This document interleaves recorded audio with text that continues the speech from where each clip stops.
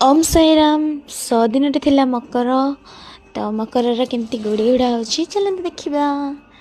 तो आम तो झील मैंने गुड़ी उड़े पार्बनी तो भाई मैंने गुड़ी उड़ाऊे आम मैंने एंजॉय करते आम सहित आम दीटा कुटर भी एंजॉय करते।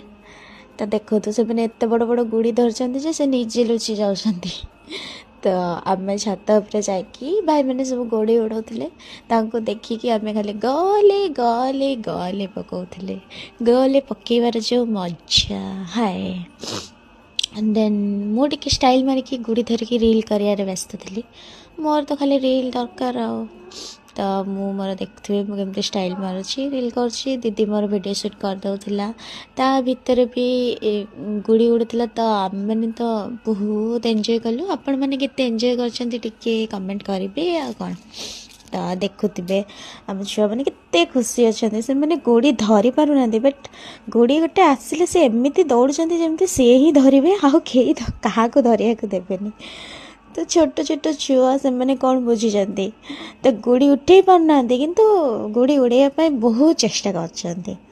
तो मु मोर खाली वीडियो करथाए सेमती हो एंजॉय कर सारिकी राति हो जाता। राति टिके मु 10 बने बोली प्रिपेयर करी फरमाइश मो भाईर कि नानी तू 10 बने कि दे।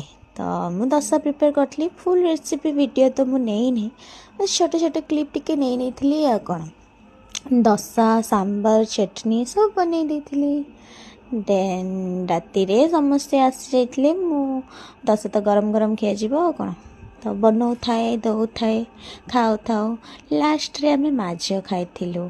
मु मोर रेडी करके नहीं आसली मु बस जाइए खाइते बो को दे देती देखुए बो खाऊची ताको पचारे केमती ना मार्केट भी बढ़िया है झील बनई जो माँ किसी खराब कह कि सर हो प्लीज टिके